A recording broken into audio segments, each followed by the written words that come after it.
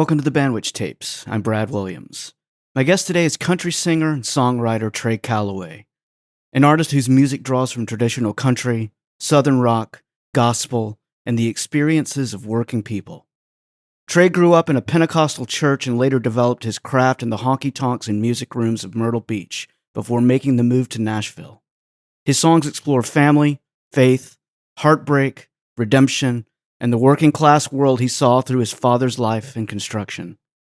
In this conversation, Trey and I talk about honoring the roots of country music without simply repeating the past, the lessons he learned from artists like George Jones, Garth Brooks, and George Strait, and why honesty matters so much in country singing. We also discuss his recording of Slide, previously recorded by Gary Allan, and why a great outside song can become deeply personal when the singer truly lives inside the lyric. Here's my conversation with Trey Calloway.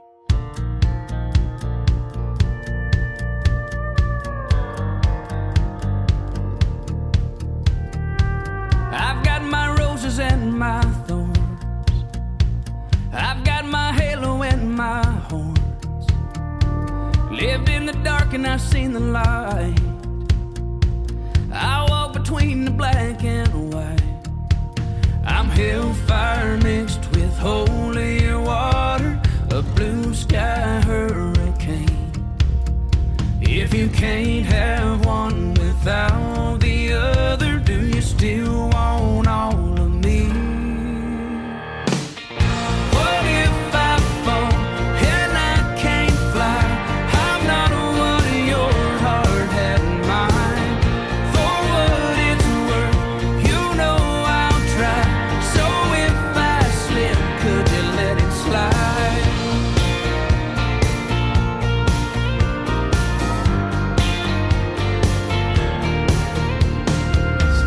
Your hand in mine, never let it leave. Into my dreams when I go to sleep. Out of that dress, into my bed, right by my side. Baby, slide. What if I fall and I can't fly? I'm not what your heart had in mind. For what it's worth, you know I'll try.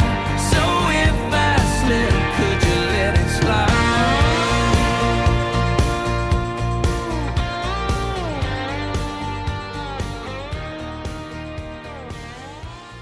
Trey, it's such a pleasure to welcome you to the podcast and just hang out and chat for a few minutes, man. How are things going today? Man, life is going really well, Brad. I can't complain. It never does me any good anyway. So, yes, sir. How about yourself? You doing okay? I'm doing well, yeah. Just enjoying the summer and enjoying just having some time to sit and have conversations with amazing people like you. Thank you, sir. And yeah, I've been looking forward to talking with you. I've been taking a deep dive in your music. I love the way that you write, the way you perform, and I love how you're carrying the torch for the return of real country music. I Thank you, guess, sir. yeah. I appreciate you saying that, man. Yeah. Flattery will get you everywhere, sir. Thanks, man. Yeah, you know, I grew up. I was born in the late '70s. I grew up listening to country music in the '80s and the '90s, and you know, I feel like that there's a lot of what we both love about it that feels like it's kind of coming back, Oh, yeah. and people like yourself just leading the charge on that. So, Thanks, Brad. do you feel a certain responsibility to honor that music that so influenced you over your life? Man, that's a great question. Nobody's ever asked me that before. Nobody's ever asked me, do you feel like it's an obligation? Man, that's a great question. To a degree, I would say, yeah. I think there's a pressure that comes along with it. But my goal has always been to how do we remain undeniably country and yet modern and yet fresh and new. I think because I think there's a way to do it, to do that, you know. That's always been my goal. You know, the music I make, it comes out like that. You know what I mean? So I think I'm making the kind of music that is true to my heart. And I do feel like I'm paying homage to the guys and gals that came before us, and I do, man. There is an obligation to honor that legacy, especially with country music, man, because it is such a rich heritage. And I grew up in a family when I started getting into country music. My mom and dad really told me, we're going to make sure that you understand the roots of country. They went out and bought me this greatest hits music compilation of like Loretta Lynn and George Jones. And I always joke around and say I'm my dad's second favorite country singer besides George Jones. But I'm all right being second fiddle to the possum. But for me, they really helped me build that foundation. And then the '90s guys, when I started getting into them, first it was Garth Brooks and George Strait. I heard Much Too Young, and it was kind of similar to the story he tells about hearing Unwound for the first time. He heard Unwound, and it was like, man, that's what I want to do. It was the same kind of situation with me. But no, I think the obligation or responsibility or whatever is easy for me because I'm making the music that's true to my heart. Yeah. You know what I mean? And I grew up playing the Southern rock stuff too. So the rockin' side of my music is genuine also. We can put out a song like She Misses Being Mrs. that is just heartfelt country to the bone, and then put out something like Truck Around that, could have been something that Skynyrd did in the Yeah. 80s. If Skynyrd had lasted to the 80s with the original lineup, it could have been something that they would have recorded, because I grew up playing the Marshall Tucker Band stuff and the Lynyrd Skynyrd and the Molly Hatchet and all that stuff as well. So Yeah. that's a great question, Brad. Thank you, sir. Well, yeah, absolutely. And I think,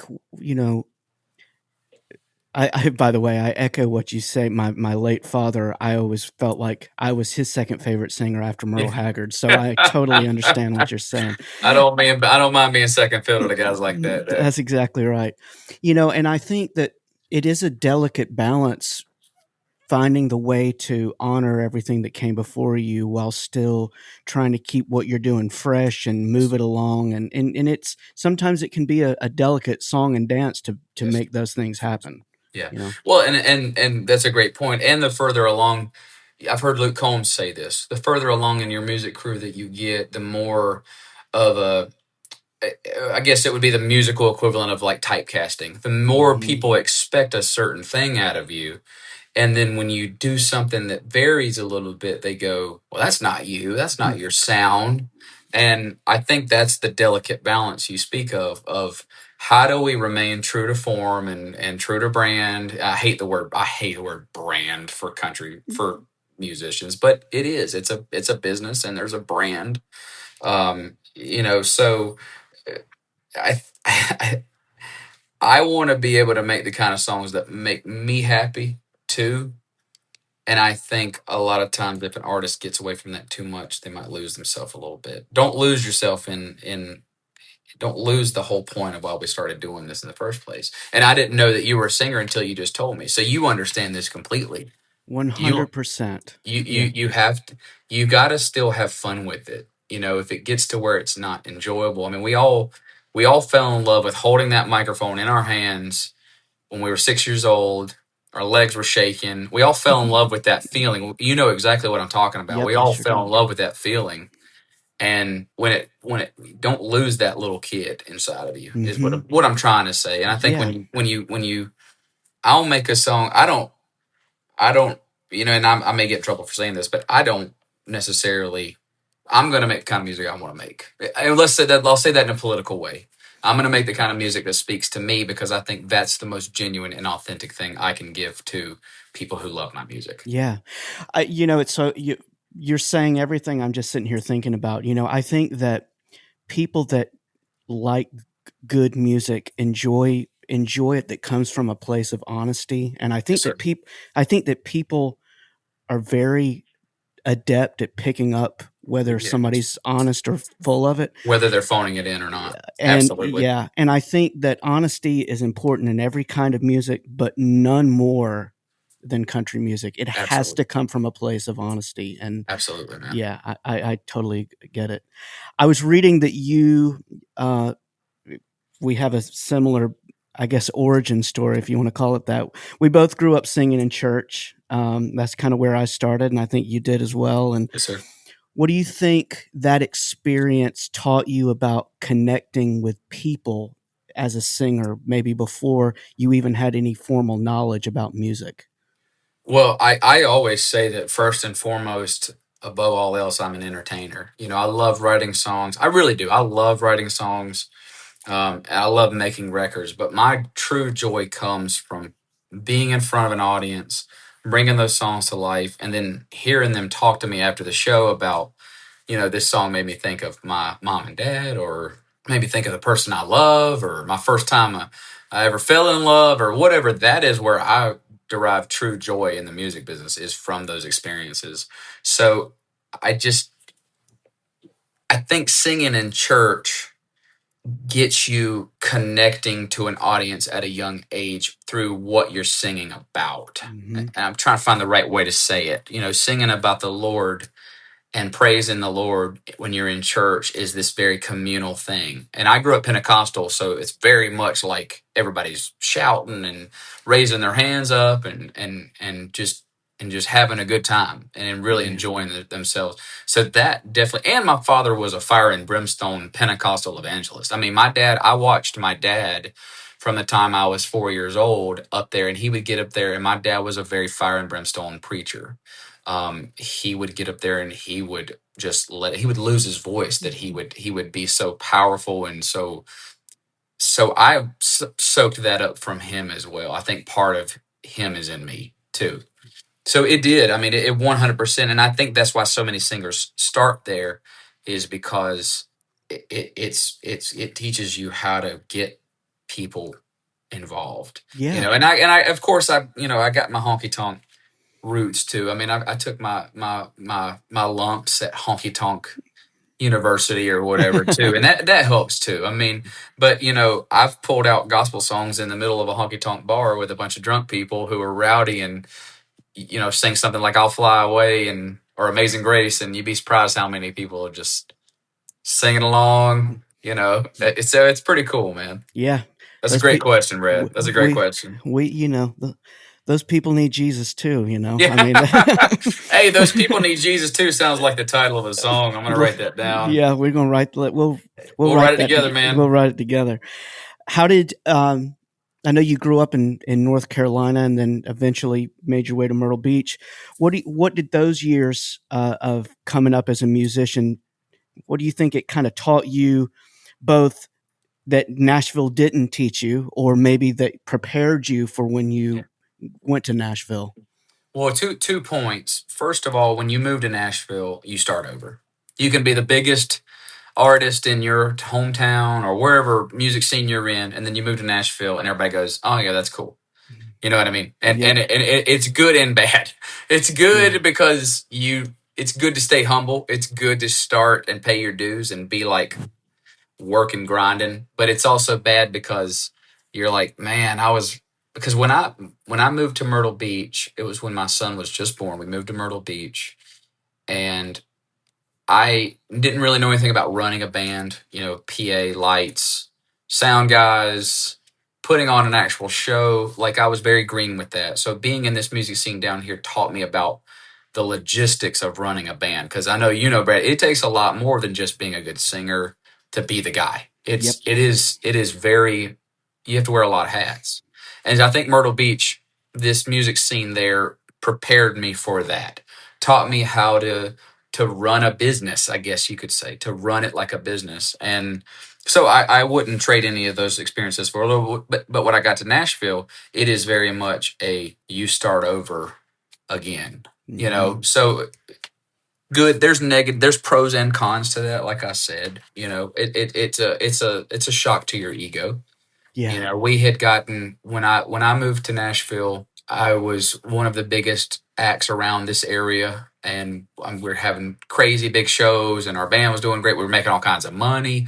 Like, I took a big pay cut to move to Nashville. I really did. I took a big pay cut when I decided to make the move, which was worth it in the long run, though. For me, it was very much worth it. I look back on 4.5 years ago and how far I've come in a short amount of time. And I'm like, man, if I'd stayed in Myrtle Beach, I never would be doing this, So yeah, Great question, man. You're asking me some good. You're making me think. These are great questions, Brad. I appreciate it. Well, it's good to reflect because when we get caught up in our day to day life and we think about the now, we think about the moment, we think about what we're doing tomorrow or what we did last week, but we don't think about the things that led us to here, the stepping stones that led us to where we're going.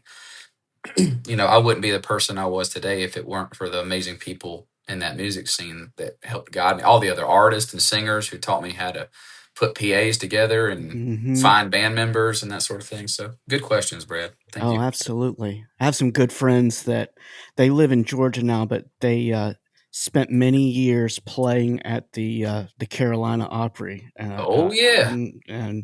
yeah, just so much. There is so much good talent in Myrtle Beach. I mean, you could go and hear players and singers that could go and play anywhere, Yes. and yeah, and I think that's pretty. It's awesome that you were able to kind of sharpen your craft Yeah. with those people in that place with those audiences, because it's, and I don't know what it's like for you, but it's pretty amazing how you can. I learned as much playing to rooms that weren't paying any attention to me than I did from the people that Oh were yeah. Oh shouting yeah. at you and clapping and singing Yes, along. sir. Yes, sir. Yeah. I think you learn how to be like, okay, it's going to be one of those days. Yeah. Do I still love this? Yeah, I still love this. Okay, let's rock and roll. You know what I'm Yeah. saying? It's like because those make it those are the I think those are the moments that weed people out. Yeah. I think you hit the nail on the head. Those are the moments where you got to really dig deep and say, is this what I want to do for the rest of my life? And if the answer is still yes, then keep going. Don't worry about that. Yeah. And speaking of the Carolina Opry, I actually played a show. I had a 4th of July show. That's part of the reason why I'm down here on vacation right now. But I played a show at the Pine Lakes Country Club, which is one of the oldest country clubs in like the country, and with two of the guys from the Opry, Gary Baker and Trent Wideman, the fiddle and player and guitar player from the Oh, cool. Opry. So they're good. They're good buddies of mine, man. Those Brad Long, all those guys over there, they're all good guys, man. uh, They really are. that's Yeah. awesome. Yeah, That's right. they're just good players. I was Who is it that you know? Because do you know Jim Ed Hodges, the fiddle player? No, so Jim Ed and Kevin Hughes. Any of I those know a guys? guy named David Rawson, and he was David there a Ross. long time back. The But name sounds familiar to me. David David played with Joe Stampley for years. He's a Yeah, songwriter, but that now name sounds familiar. his son his son was out with Scotty McCreery for a long time playing guitar, and is a session guy in Nashville Yeah, now. And yeah, I really played a lot of music with them in Georgia nice, over many nice man. years. And yeah, so yeah, I've heard so many wonderful stories about just that Myrtle Beach music scene and the Opry in particular. And You hit the nail on the head. There are so many good players around here, man. And you can make a great living here. If yeah. you come here, it's a really good place to do what you love and make money because the people here are so friendly that they go to see shows all the time. It's a really in good music scene to cut your teeth in. Hmm. So that was a good point you made there, Yeah, man. that's awesome. I was listening to the new single Slide. Yes, sir. Awesome. Sounds Thank you, so man. good. And uh, was a fan of that tune since it first came out. Nice. Yeah. And I love I love what you put on it. I love your touch to the song. And Thank you, man. when you're, and I know you had a lot, as we're talking about coming up singing other people's songs, and Oh yeah. what how do you know when you're working on when you're going to sing somebody else's song to come to a place of honesty from yourself while still staying true to the tune? Where do you live with I've that? had a lot of practice today answering this question, and I love this question because I like talking about it. So this song was on Gary Allen's last album called the song is called Slide, and it was written by Ross Ellis and Alex Klein and Michael Whitworth. I want to make sure I shout those guys out. And the, my producer, the guy that produced this record, is named Brandon Hood. He came to me with this album and he said, "There's some really good songs on here that Gary never singled anything from. It would just the album came out and then nothing ever got singled." And so I was like, I fell in love with Slide. There were several songs on the album that I would have picked, but Slide just was the one that I settled on. And And the thing about slide, and I love that you asked me that question because I remember, let me explain it to you with an example. So, like the first time I got the master back, when we got the master recording back, I was with my wife and we were in our living room. And we loved it so much that we danced in the living room to it. And, and I think every man can relate to the messaging of this song, especially me being a musician. I know you understand. Being a musician is hard. Being the wife of a musician is even harder, I think. I would guess that it is. Because we are gone a lot, we tend to stay up all night playing in bars, and we don't always get up at 4 o'clock in the morning. We're rough around the edges sometimes. We're a wild bunch. Let's just say we're a wild bunch. Loving a musician is hard work, and my wife does it with the most grace and dignity, and just she's amazing. So the song, though it is my first cover that I've ever recorded, it still feels like my song. It's weird. It's like the song fits me so much, and her in our situation so much. It's like, if I slip, will you let it slide? It is. So I love that you asked me that question and allowed me to talk about it, because it is. And I've gotten the reputation for being this songwriter, but I came to Nashville to cut great songs. You know what I mean? And I think Nashville got away with that, or got away from that for a little while, because without the Dean Dillons, there would be no George Strait. But without George Strait, there would be no Dean Dillon. Those guys were a symbiotic relationship, and so I hope that me and a lot of other guys who start to go, there's something to be said about those songwriters who aren't necessarily the greatest singers or performers, but they're just lyrical geniuses. I hope that comes back into vogue. I hope that comes back in style, because country music needs that to come back in style, I think. Oh, I completely agree. Yes, sir. Completely agree. And I tell you, your comment about being someone else's song, but you feeling like it's your own. Yeah, it does. Man, anyone that's listening to this, that's singing someone else's song, that is the way I feel like we need to approach it. Absolutely. That is you have to live within the lyric and believe what you're singing. Yeah, because when I sing it, it's like it's there are some songs you sing when you're playing bar gigs and you're doing some covers. You're like, this song, I don't have anything in common with this song. This song is not me. But you sing it because people want to hear it and it makes them happy. Mm-hmm. But when I started playing Slide Out, after we had made the record, I started kind of getting people acclimated to me playing it and seeing how they liked it.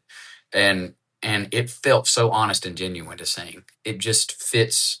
It fits where I'm coming from at the point in where I'm at in my life, and a lot of people, I think, don't know that like George Strait's version of Amarillo by Morning is a cover.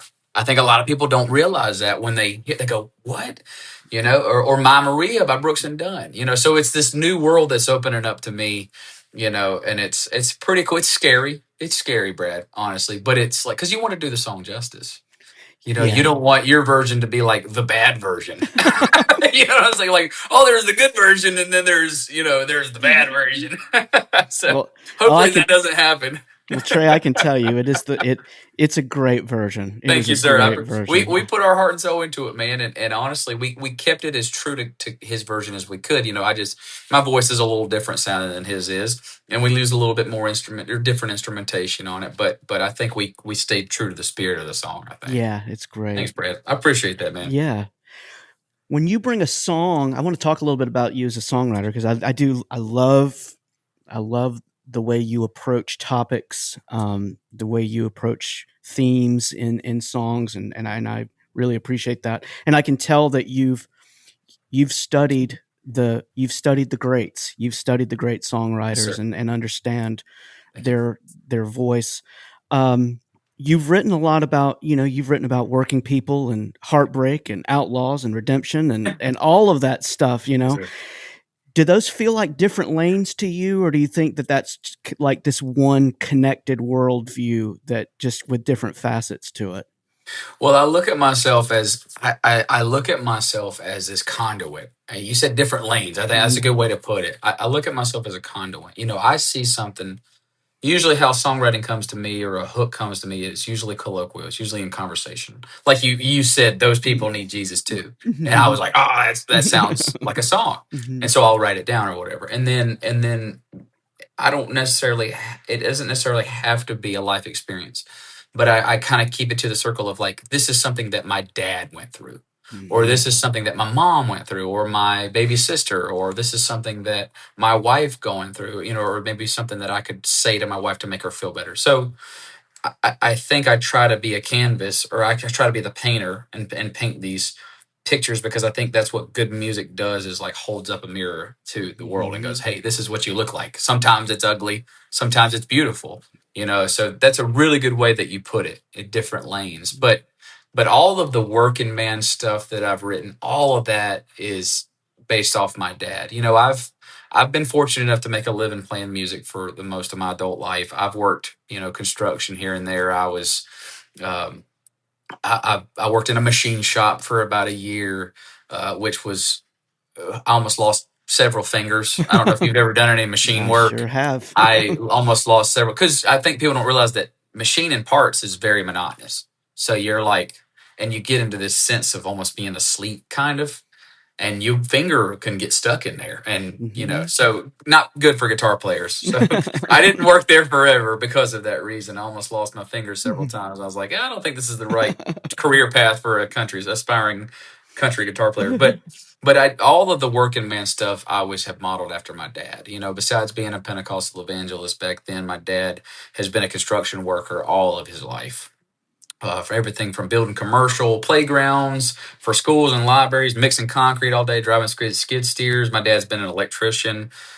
He's done every kind of labor that there is. So I really look up to him. So I like to sing those songs in honor of him. Yeah. And all of the love songs. I mean, Brad, being a musician, I mean, I've been in love a time or two, or thought it was love, I guess you could say. So a lot of, and been heartbroken lots of times. So a lot of, a lot of subject matter there. So Yeah. I do. I look at it. They're all different screenshots of points in my life, or points in my life where I witnessed something happening to somebody else, and I go, that would make a great song. Yeah. Great question, Brad. This is a Yeah. great interview, man. You're doing a great job. Oh I man, appreciate thank the you. heck out of you, man. You're asking me Well, some good questions. well, I appreciate it, and I tell you, I really value your perspective on all of this, because I Thank you, I sir. I think that you and I both, without without zeroing in on anyone that we've met along our way, when somebody's believing what they're doing and someone that's not. Yeah, What the people's yeah, motives are and whatever. yeah. And man, I tell you, I just I really I get a really wonderful impression, just perspective from you, that I mean, you get it. You Thanks, get man. it. You get, Appreciate you saying that. what Well, you it write drives. about and what you sing about. Well, and I'll keep it, tame for us being on, in polite conversation. But there are people that you meet in the business and side of things, and you come to find that they're very selfish or very self-centered, and they really only care about themselves. And I don't know whether it's my raising, whether it's the church background, or my mom and dad would have probably beat me had I been like that as a little kid. But I genuinely care about people. I genuinely want to make people happy with my music. If I could change one life, that makes me happy. Um, it's not an act. It's not an act. Talking to you, as soon as we started talking, I was like, this is going to be a good one. Mhm. He gets it. You get it. Yeah. I try to, because all my heroes are like that. I always talk about Garth because I'm a huge Garth Brooks fan. I think he's got the reputation in the music business for being a very staunch businessman. I don't think anybody hides that. Being a very, very business oriented person, but also the way he treats fans, the way he treats people, he treats them well.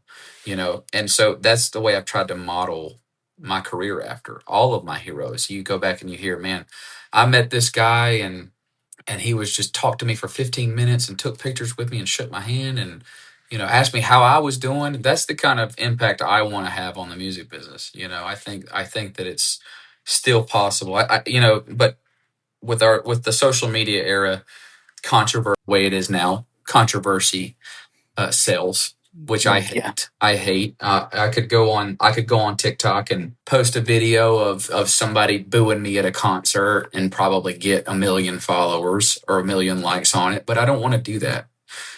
I want to be the good guy. There's got to be a good guy. You know what I'm saying? There's got to be a good guy in music somewhere. That's why I think that's why, I know he's going through some controversy right now, but I think Jelly Roll, I think that's why he originally had such an impact on people, is that his story of redemption. And then when he testified about the drug epidemic in front of Congress, that really resonated with people. I think that really made them think, man, this guy is not perfect. He is not perfect. None of us are, though. Yeah. He's. We live in such a divisive Yes. world right now, and Yes.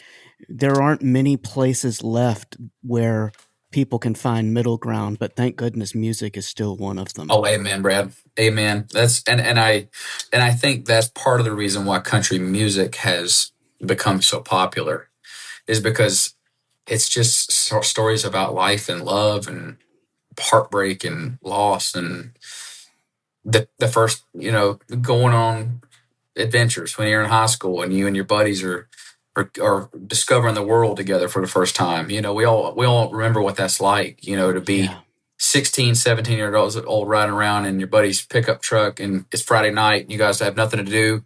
So you go and get in trouble, and we all remember what it's like to be that guy. That's exactly it. So yeah, I think that's why country music is becoming so popular too. Yeah, I completely agree. Yeah. I know you have a bunch of these today, so unfortunately, we're gonna have to say goodbye on this. But I'm hopefully somewhere down the road we can do this again, and we can sit and compare war stories of playing in beer joints along our way. And I got some good ones for you. I've got some too. Well, let's do this again sooner than later. I agree. This has been such an honor and a pleasure hanging out and talking with you, man. And I just wish you all the best, and just thanks for what you're doing, and thanks for the music. You let us know when you want to do it again. I'll make time for you. Awesome, man. All right, buddy. You be safe now. Take care. Trey. If you enjoyed this conversation, please follow or subscribe to the Bandwich Tapes wherever you listen, and consider leaving a rating or review. Thanks for listening, and I'll see you next time.